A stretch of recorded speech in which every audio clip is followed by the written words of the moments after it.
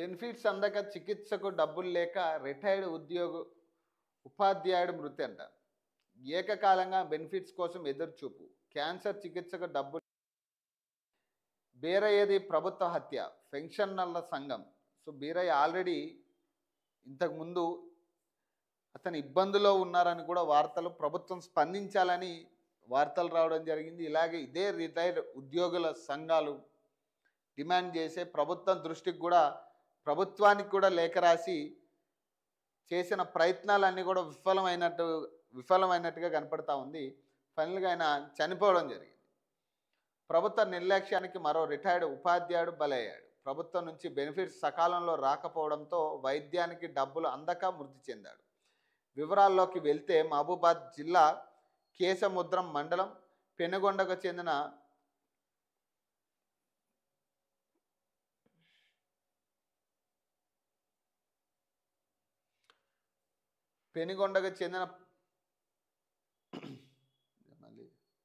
ప్రభుత్వ నిర్లక్ష్యానికి మరో రిటైర్డ్ ఉపాధ్యాయుడు బలయ్యాడు. ప్రభుత్వం నుంచి బెనిఫిట్స్ సకాలంలో రాకపోవడంతో వైద్యానికి డబ్బులు అందక మృతి చెందాడు. వివరాల్లోకి వెళ్తే మహబూబాద్ జిల్లా కేశముద్రం మండలం పెనుగొండకు చెందిన కంకాల బీరయ్య 61 సంవత్సరాలు. వరంగల్ జిల్లా గీసుకొండ మండలం రెడ్డిపాలెంలోని ప్రభుత్వ ప్రాథమిక పాఠశాలలో టీచర్గా 2024 డిసెంబర్ 31న ఉద్యోగ విరమణ పొందాడు.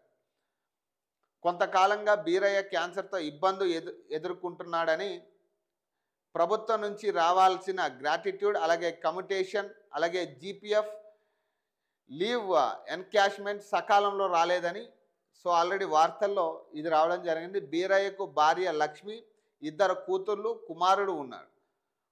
కుమార్తెలకు వివాహం అయింది. కుమారుడు గోల్డ్ స్మిత్ వర్క్ చేస్తూ జీవనం సాగిస్తున్నాడు. బీరయ్య తన వద్ద ఉన్న 5 లక్షలతో పాటు ఇతరుల వద్ద మిత్తికి తెచ్చుకున్న డబ్బులను తన వైద్యం కోసం ఖర్చు చేశాడు.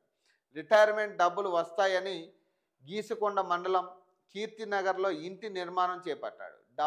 డబ్బులు రాకపోవడంతో పనులు మధ్యలో ఆగిపోయాయి. బీరయ్యకు ప్రభుత్వం నుంచి 43 లక్షలు రావాల్సి ఉన్నది.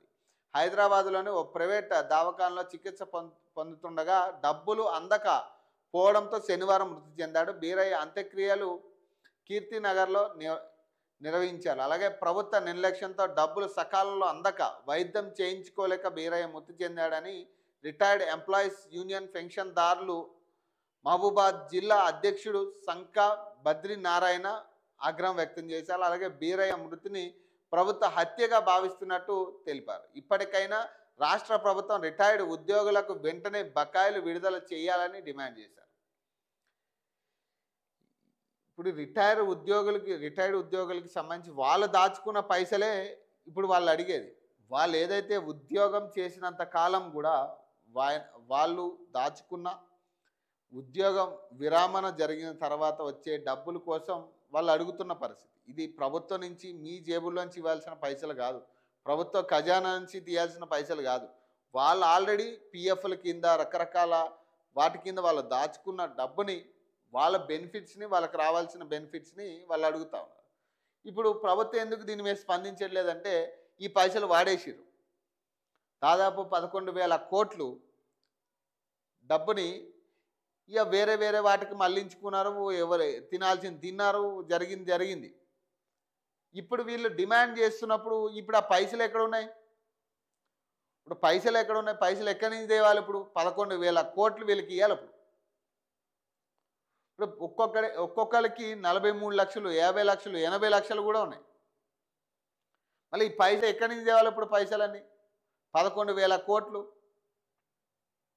ఇక అందుకనే ప్రభుత్వం ఇక స్పందిస్తే మళ్ళీ ఇప్పుడు ఒకరికి స్పందించేవనుకో ఇక అందరూ అడుగుతారనే కాడికి ఎవరికి స్పందించకుండా సైలెంట్గా ఉంది ప్రభుత్వం. వీటి మీద మాట్లాడట్లే. వీళ్ళు కూడా అందరి అధికారులకి కూడా వీళ్ళు వినతి పత్రాలు ఇచ్చారు, మంత్రికి వినతి పత్రాలు ఇచ్చారు, అన్నీ జరిగాయి. కానీ ఎవడు పట్టించుకునే దాఖలాలు పోలే, ఎవడు పట్టించుకోవట్లే. ఎందుకంటే కారణం ఇది, 11,000 కోట్లు వీళ్ళు దాచుకున్న డబ్బుని అక్రమంగా ప్రభుత్వం వాడుకుంది. దీని మీద క్లారిటీ రావాల్సి ఉంది. ఎట్లా వాడిరు, దేనికి వాడిరు, అసలు వీళ్ళ డబ్బుని మీరు ఎట్లా వాడిరు అనేది క్లారిటీ రావాలి. ఇప్పుడు ఒకవేళ దీని మీద కనుక క్లారిటీ వచ్చింది అనుకోండి, ప్రభుత్వం జవాబు చెప్పాల్సిన పరిస్థితి. అసలు ఎందుకు తీయాల్సి వచ్చింది ఆ డబ్బులని? సో వీటన్నిటి కోసమే వాళ్ళు రియాక్ట్ అవ్వట్లే ప్రభుత్వం. కానీ వాళ్ళకి రావాల్సిన బెనిఫిట్స్ గురించి ఎప్పటికైనా మీరు సమాధానం చెప్పాల్సి ఉంది.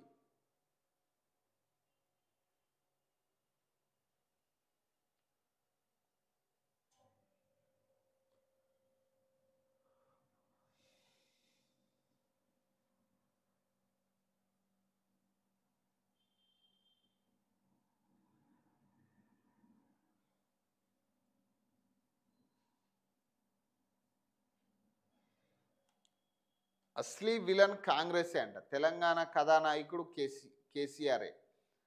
కేసీఆర్ చచ్చుడో